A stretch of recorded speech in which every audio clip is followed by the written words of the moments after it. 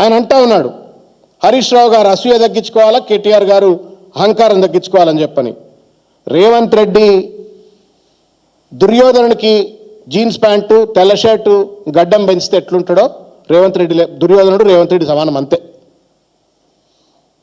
కాబట్టి దుర్యోధనుడేమో 7 అడుగులు అట్లుంటుండేనట, ఈయనేమో 3 అడుగులున్నాడు, తేడాగా అంతే.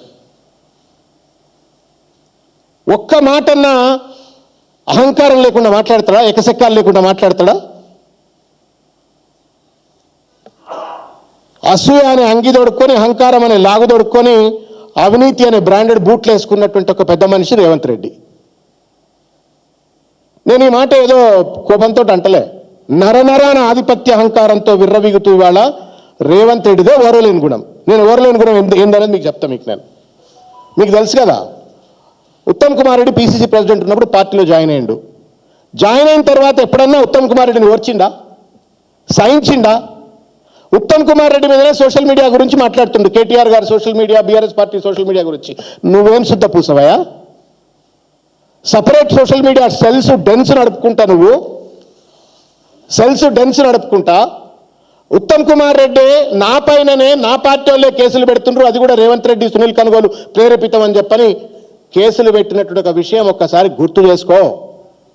ఉత్తమ్ కుమార్ రెడ్డిని సహించలా, కోమటిరెడ్డి రాజగోపాల్ను సహించలా, బట్టి విక్రమార్కను సహించలా, ఆఖరికి పాపం ఆ తల్లి Meenakshi Natarajan, is a very honest lady.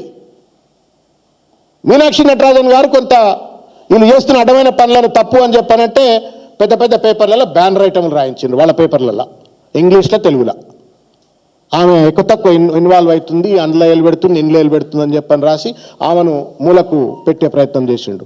అంటే నువ్వు ఉత్తమ్ను సహించవు, బట్టిని సహించవు, రాజగోపాల్ రెడ్డిని సహించవు, మీనాక్షి నటరాజన్ సహించవు. నదీం జావేద్ అని ఉంటుండే ఒక ఆయన, నదీం జావేద్ అని ఉండే ఒక ఆయన ఏఐసిసి సెక్రటరీగా వచ్చిండు.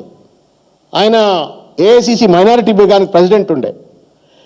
ఓర్వలేక, ఎందుకంటే నికార్స్ అయినాడు, గట్టి ఆయన ఉత్తరప్రదేశ్ ఆయన గట్టోడు, ఓర్వలేక ఆయన ట్రాప్ చేసి ఒక ఇల్లీగల్ కేసులలో ఇరికిచ్చి బదనాం చేసి బయటికి పంపిన చరిత్ర రేవంత్ రెడ్డి గారిది.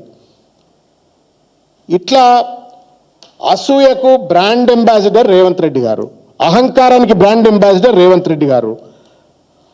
అనుముల అంటేనే అసూయ, అనుముల అంటే అహంకారం, అనుముల అంటే అవినీతి, అనుముల అంటే అబద్ధాలు. నువ్వు వచ్చి మళ్ళీ ఏదో సత్యగురుగు లెక్క రేవంత్ రెడ్డి గారు మాట్లాడుతూ ఉంటే బాధ కలుగుతూ ఉంది. భాష గురించి ఏం భాష అండి? కోమటిరెడ్డి వెంకటరెడ్డిని హోంగార్డ్ అనేది అహంకారం కాదా? రాజగోపాల్ రెడ్డి గారిని నీచ్ కమీనే కుత్తే అన్నది అహంకారం కాదా? పొన్నాల లక్ష్మయ్య గారిని చావుకొచ్చిండు ముసలోడు అని చెప్పని అన్నది అహంకారం కాదా? నకరికల్ ఎమ్మెల్యేను వీరేశన్ను పట్టుకొని లాగులిప్పి పిర్రల మీద చింతబరగలతో కొట్టాలా అన్నది అహంకారం కాదా? షాద్నగర్ ఎమ్మెల్యేను శంకర్ని పట్టుకొని, ఒక రజక కులస్తుని పట్టుకొని బట్టలుత్తుకుంటానికి నేను ఎమ్మెల్యే చేసిన అని చెప్పడం కుల ఉన్మాదం, అహంకారం కాదా? వాకిటి శ్రీహర్ గారిని చేపలు పట్టుకుంటూనే నేను మంత్రి చేసిన అని చెప్పనటం అహంకారం కాదా?